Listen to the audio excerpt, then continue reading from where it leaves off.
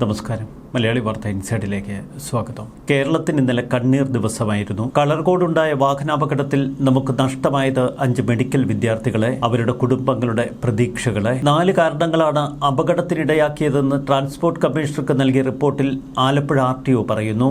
മഴ കാരണം റോഡിലുണ്ടായ വെള്ളത്തിന്റെ സാന്നിധ്യം, വെളിച്ചക്കുറവ്, ഡ്രൈവറുടെ പരിചയക്കുറവ്, വാഹനത്തിന്റെ കാലപ്പഴക്കം. 7 പേർ കയറേണ്ട വാഹനത്തിൽ 11 പേർ യാത്ര ചെയ്തു.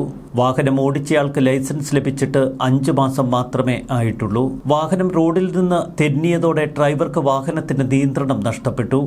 14 വർഷം പഴക്കമുള്ള വാഹനത്തിൽ ആധുനിക സുരക്ഷാ സംവിധാനങ്ങളായ anti lock brake system, electronic brake distribution എന്നിവയില്ലായിരുന്നു. അതുകൊണ്ടാണ് വാഹനം പെട്ടെന്ന് ബ്രേക്ക് ഇട്ടപ്പോൾ തെന്നി നീങ്ങി നിയന്ത്രണം നഷ്ടമായത്. KSRTC ഡ്രൈവറെ പ്രതി ചേർത്താണ് ഇപ്പോൾ FIR തയ്യാറാക്കിയിരിക്കുന്നത്. വിശദമായ അന്വേഷണത്തിൽ ഒരുപക്ഷെ KSRTC ഡ്രൈവറെ ഒഴിവാക്കാനുള്ള സാധ്യതയുണ്ട് എന്നും പോലീസ് പറയുന്നു. അപകടത്തിൽ മരിച്ച ലക്ഷദ്വീപിലെ മുഹമ്മദ് ഇബ്രാഹിമിന്റെ മൃതദേഹം കൊച്ചി ടൗൺ ജുമാ മസ്ജിദിൽ കബറടക്കി. ആയുഷ് ഷാജിയുടെ മൃതദേഹം കാവാലത്തെ വീട്ടിലെത്തിച്ചു. ശ്രീദീപ് ബൽസന്റെ മൃതദേഹം പാലക്കാട്ടേക്ക്. മുഹമ്മദ് അബ്ദുൾ ജബാറിന്റെ മൃതദേഹം കണ്ണൂർ മാട്ടൂലിൽ കബറടക്കി. ദേവനന്ദന്റെ മൃതദേഹം കോട്ടയം മറ്റക്കരയിലെ കുടുംബ വീട്ടിലെത്തിച്ചു. കാറിലിരുന്ന 11 പേരിൽ പരിക്കേൽക്കാതെ രക്ഷപ്പെട്ടത് അവൻ മാത്രം, ഷെയ്ൻ എന്ന വിദ്യാർത്ഥി. അപകടത്തിൽ ഒരു പരിക്കുമില്ലാതെ അത്ഭുതകരമായി അവൻ രക്ഷപ്പെട്ടു. തിരുവനന്തപുരം മരിയനാട് സ്വദേശി ഡെയിൻ ഡെസ്റ്റൻ മാത്രമാണ് ഇന്നലെ അപകടത്തിൽ ഒരുവിധ പരിക്കുമേൽക്കാതെ രക്ഷപ്പെട്ടത്.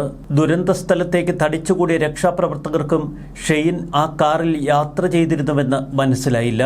ഗുരുതരമായി പരിക്കേറ്റവരെയും ചലനമറ്റവരെയും ഒക്കെ ആംബുലൻസിലേക്ക് കയറ്റി ആശുപത്രികളിലേക്കുള്ള നെട്ടോട്ടത്തിലായിരുന്നു രക്ഷാപ്രവർത്തകർ. പരിക്കേറ്റവരെയും മരിച്ചവരെയുമായി ആംബുലൻസുകളൊക്കെ ആശുപത്രിയിലേക്ക് തിരിച്ചു.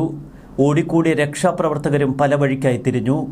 അപ്പോൾ ആ അപകടം നടന്ന വാഹനത്തിന്റെ അരികിൽ ഒറ്റയ്ക്കായി ഷെയ്ൻ. അതുവഴി വന്ന ഒരു വാഹനത്തിന് കൈകാട്ടി തിരികെ ഹോസ്റ്റലിലെത്തി.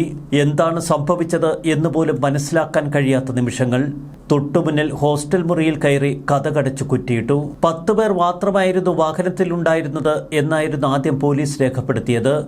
എന്നാൽ വാഹനമോടിച്ച വിദ്യാർത്ഥിയോട് മൊഴിയെടുത്തപ്പോൾ ഷെയ്ൻ കൂടി വാഹനത്തിലുണ്ടായിരുന്നു എന്നവൻ മൊഴി കൊടുത്തു. പിന്നെ ഷെയ്നു വേണ്ടിയുള്ള അന്വേഷണത്തിലായി എല്ലാവരും. ഷെയ്നെ കാണാനില്ല. ഒടുവിൽ ഹോസ്റ്റലിലുണ്ട് അവനെന്ന് കണ്ടെത്തിയതോടെ സുഹൃത്തുക്കൾ അവിടെ എത്തി. അപ്പോൾ ഒന്നും സംസാരിക്കാൻ കഴിയാത്ത നിലയിലായിരുന്നു ഷെയ്ൻ. ഉടൻ തന്നെ അവനെ ആശുപത്രിയിൽ എത്തിച്ചു. അവിടെ ഡോക്ടർമാരുടെ നിരീക്ഷണത്തിൽ. മാനസികാഘാതം മറികടക്കാനുള്ള ചികിത്സ അവന് നൽകുന്നുവെന്നാണ് ഡോക്ടർമാർ പറയുന്നത്. ഷെയ്നും മാരകമായി പരിക്കേറ്റു. അതവൻ്റെ മനസ്സിൽ. കോഴിക്കോട് സ്വദേശി അശ്വത്തിന് ഒരു ഫോൺ കോളാണ് ഭാഗ്യം തുണച്ചത്. കൂട്ടുകാർക്കൊപ്പം കാറിൽ പോകാൻ തീരുമാനിച്ചിരുന്നു.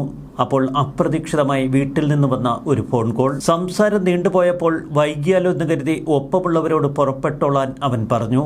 അശ്വത് തനിച്ചാകുമല്ലോ എന്ന് കരുതി കാറിൽ ദേവദീപും കയറിയില്ല. ഞങ്ങൾ ഇരുവരും ബൈക്കിൽ വന്നോളാം എന്ന് കാറിലുണ്ടായിരുന്നവരോട് ദേവദീപ് പറഞ്ഞു. ടവേര കാറിന് പിന്നാലെ അവർ ബൈക്കിൽ യാത്ര തിരിച്ചു. അപകടം നടന്ന കളർകോട് ഭാഗത്ത് വാഹനങ്ങൾ പോലീസ് വഴിതിരിച്ചു വിടുന്നു. സഹപാഠികൾ പോയത് ഒരു ടവേരയിലാണ് എന്നറിയാവുന്നതുകൊണ്ട് അടുത്ത് ചെന്ന് നോക്കി. ഓടിക്കൂടിയ നാട്ടുകാർ വാഹനം വെട്ടിപ്പൊളിച്ച് ഉള്ളിലുള്ളവരെ പുറത്തെടുക്കുന്നു. ആദ്യം കണ്ടത് മുഹമ്മദ് ഇബ്രാഹിമിനെ. പക്ഷേ മനസ്സിലായില്ല. മുഹമ്മദ് ഇബ്രാഹിം ഇവർക്കൊപ്പമെത്തി 20 ദിവസം മാത്രമേ ആയിട്ടുള്ളൂ. രക്തത്തിൽ കുളിച്ചു കിടന്ന ആരെയും തിരിച്ചറിയാൻ ഇരുവർക്കും കഴിഞ്ഞില്ല. അപകടത്തിൽപ്പെട്ടത് കൂട്ടുകാരല്ല എന്ന നിഗമനത്തിൽ ഇരുവരും യാത്ര തുടർന്നു. എവിടെ എത്തി എന്ന് തിരക്കുന്നതിന് പലരുടെയും നമ്പറുകളിലേക്ക് അവർ മാറി മാറി വിളിച്ചു. ആരും എടുക്കുന്നില്ല. അപ്പോൾ സമയം 9:45. സിനിമ തുടങ്ങിക്കാണുമെന്ന് കരുതി. ഒടുവിൽ എല്ലാവരും ഒരുപോലെ ഫോണെടുക്കാതിരുന്നാലോ എന്ന സംശയം. ഇവർ കോളേജിലേക്ക് തിരികെ പോയി. പരിക്കേറ്റവരെ കൊണ്ടുപോയ ആലപ്പുഴ മെഡിക്കൽ കോളേജ് അത്യാഹിത വാർഡിന് മുന്നിലെത്തിയപ്പോൾ ആദ്യം മുഹമ്മദ് ഇബ്രാഹിമിൻ്റെയും മുഹമ്മദ് അബ്ദുൾ ജബാറിൻ്റെയും ശരീരങ്ങൾ കാണുന്നു. അപ്പോഴും അവർ തിരിച്ചറിയുന്നില്ല ഇത് തങ്ങളുടെ സഹപാഠികളാണെന്ന്. ഫുട്ബോൾ കളിക്കാൻ പോയ ഏതോ യുവാക്കൾ അപകടത്തിൽപ്പെട്ടു എന്നാണ് ആശുപത്രിക്കാരും അവിടെയുള്ളവരുമൊക്കെ ആദ്യം പറഞ്ഞത്. തൊട്ടടുത്ത് കിടന്നിരുന്ന മറ്റൊരാളെ കണ്ടപ്പോൾ അയ്യോ ശ്രീദീപാണ് എന്ന് മനസ്സിലായി. മറ്റു സഹപാഠികൾ അവർക്കൊപ്പം. അശ്വത് പേയിങ് ഗസ്റ്റായി പുറത്താണ് താമസിക്കുന്നത്. ബാക്കിയുള്ളവർ കോളേജ് ഹോസ്റ്റലിലും. നടുങ്ങിപ്പോയി ആ സഹപാഠികൾ. കളർകോടുണ്ടായ അപകടത്തിൽ മരിച്ച ആയുഷ് ഷാജിയുടെയും ദേവാനന്ദൻ്റെയും സംസ്കാരം ഇന്ന്. ആയുഷിന്റെ സംസ്കാരം രാവിലെ 10 മണിക്ക് ആലപ്പുഴ കാവാലത്ത്. ഇൻഡോറിലായിരുന്ന അച്ഛനും അമ്മയും ഇന്നലെ വൈകിട്ടെത്തി. ദേവാനന്ദന്റെ സംസ്കാരം ഉച്ചയ്ക്ക് 2 മണിക്ക് പാല മറ്റക്കരയിലെ തറവാട് വീട്ടിൽ. ലക്ഷദ്വീപ് സ്വദേശി മുഹമ്മദ് ഇബ്രാഹിം, പാലക്കാട് സ്വദേശി ശ്രീദേവ്, കണ്ണൂർ മാട്ടുമേൽ സ്വദേശി മുഹമ്മദ് അബ്ദുൾ ജബ്ബാർ എന്നിവരുടെ മൃതദേഹം ഇന്നലെ സംസ്കരിച്ചിരുന്നു. അപകടത്തിൽ പരിക്കേറ്റ രണ്ടുപേരുടെ നില ഇപ്പോഴും അതീവ ഗുരുതരമായി തുടരുന്നു. മരിച്ച വിദ്യാർത്ഥികളുടെ മാതാപിതാക്കളെയും കുടുംബാംഗങ്ങളെയും ഒക്കെ ആശ്വസിപ്പിക്കാൻ ആർക്കും കഴിയുന്നില്ല. തകർന്ന മനസ്സ്. കോളേജിലെ വിദ്യാർത്ഥികളും ആകെ തകർന്ന അവസ്ഥയിലാണ്. 5 വിദ്യാർത്ഥികളുടെ ജീവനാണ് ഇക്കഴിഞ്ഞ ദിവസം അപകടത്തിൽ പൊലിഞ്ഞത്. റോഡ് സുരക്ഷാ വിദഗ്ധൻ ജി ആദർശ് കുമാർ എഴുതിയ കുറിപ്പ് ഇവിടെ ശ്രദ്ധേയമാകുന്നു.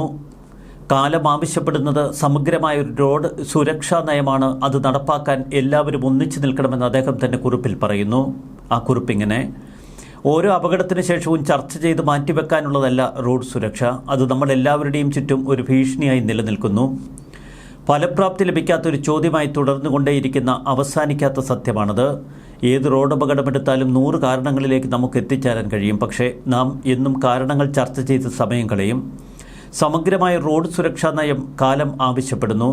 പ്രതിവിധികളിൽ ഊന്നി നിന്നുകൊണ്ട് നടപ്പാക്കാൻ എല്ലാവരും ഒന്നിച്ചു നിൽക്കുന്ന ഒരു സമീപനമാണ് വേണ്ടത്. അപകടത്തെ വിശകലനം ചെയ്ത് വാഹനമോടിച്ചയാളിൽ പഴിചാരി തീർക്കാനുള്ളതല്ല റോഡ് സുരക്ഷ. റോഡ്, പരിസരം, വാഹനത്തിൻ്റെ അവസ്ഥ, ഡ്രൈവർ, പല കാലങ്ങളായി ആർജിച്ച അറിവ്, ഡ്രൈവിംഗ് വിദ്യാഭ്യാസം, ഡ്രൈവറുടെ ശാരീരികവും മാനസികവുമായ അവസ്ഥ, റോഡ് എങ്ങനെ ഡ്രൈവറോട് സംവദിക്കുന്നു, ഇങ്ങനെ പല ഘടകങ്ങളാണ് ആ സന്ദർഭത്തിലെ ഡ്രൈവിംഗ് എങ്ങനെയാകണമെന്ന് തീരുമാനിക്കുന്നത്.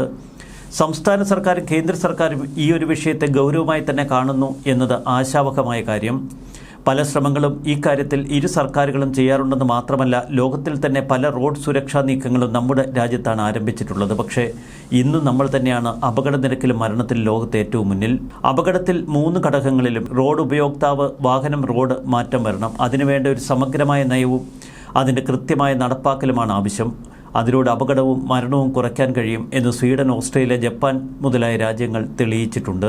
പരസ്പരം പഴിചാരുന്നതിലല്ല, ഇനി ഇത്തരം അപകടങ്ങൾ ഒഴിവാക്കാൻ സർക്കാർ ഉണർന്നു പ്രവർത്തിക്കുകയാണ് ചെയ്യേണ്ടത്. അതാണ് കാലം ആവശ്യപ്പെടുന്നതും. ന്യൂസ് ഡെസ്ക്, മലയാളി വാർത്ത, ഇൻസൈറ്റ്.